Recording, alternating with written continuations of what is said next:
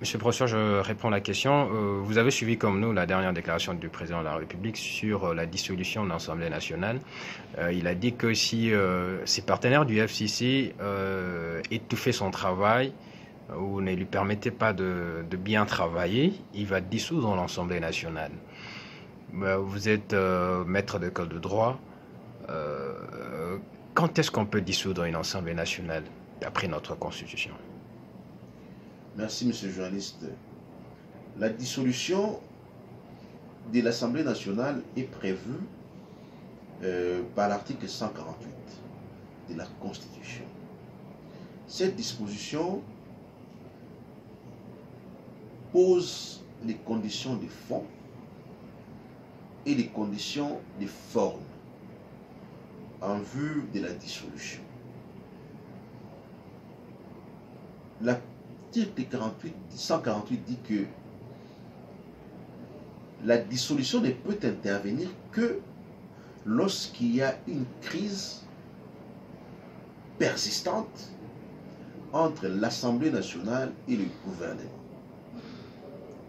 La Constitution n'a pas dit une crise, mais elle a dit une crise persistante. C'est-à-dire une crise qui perdure et qui bloque le fonctionnement des institutions. Une crise qui empêche les gouvernements de fonctionner. Une crise qui empêche aussi l'Assemblée nationale de fonctionner. Et une crise qui prend du temps, qui reste là en train de perdurer. C'est cela la vraie condition de fond. En d'autres termes, on ne dissout pas l'Assemblée nationale parce qu'il y a une crise entre les présidents de l'Assemblée nationale et les chefs du gouvernement, les premiers ministres. Non. On ne dissout pas l'Assemblée nationale lorsqu'il y a mésentente ou lorsqu'il y a crise entre les membres du gouvernement ou de l'exécutif. Non. Il faudrait d'abord démontrer qu'il existe une crise entre l'Assemblée nationale et le gouvernement. Cette crise doit être persistante. Ça, c'est la condition de fond. La Constitution maintenant ajoute que le chef de l'État doit consulter. C'est-à-dire avoir les opinions du Premier ministre, du président de l'Assemblée nationale et du président du Sénat. Il doit les écouter. Chacun doit parler, chacun doit donner son opinion. Une opinion qui peut être verbale, qui peut être écrite, mais qui doit fonder la conviction du chef de l'État à dissoudre, donc à constater qu'il y a effectivement une crise entre l'Assemblée nationale et le gouvernement. C'est alors que le président, la Constitution dit, va prononcer. C'est-à-dire, il va lire à haute voix. Lorsqu'il prononce la dissolution, est-ce qu'il s'agit là d'un pouvoir discrétionnaire? Non, déjà, lorsqu'on dit qu'il consulte, il n'y a plus de discrétion. Les pouvoirs discrétionnaires, c'est ces pouvoirs qui échappent au contrôle, qui restent après avoir tout contrôlé. En d'autres termes, vous ne pouvez pas parler du discrétionnaire lorsque déjà vous devez consulter. Vous ne pouvez pas parler du discrétionnaire, et là c'est une autre condition de forme, lorsque votre ordonnance est contresignée. Parce que les contreseins expliquent aussi que, quelque part, il y a un accord entre le signataire de l'acte et celui qui appose son contreseing. Ça veut dire que pour dissoudre, crise permanente et persistante entre Assemblée nationale et le gouvernement, ça veut dire qu'il faut consulter Premier ministre, président de l'Assemblée nationale, président du Sénat, et vous, président, vous devez signer l'ordonnance qui doit être contresignée par le Premier ministre, et puis vous prononcez cette décision-là de la dissolution.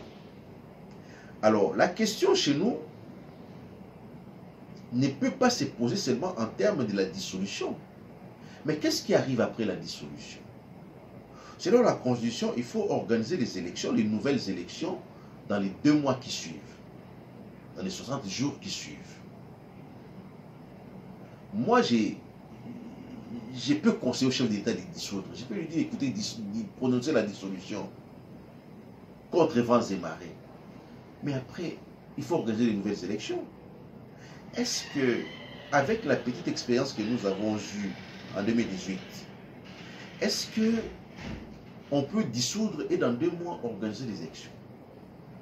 Est-ce que nous en avons les moyens? Ça, c'est la première question.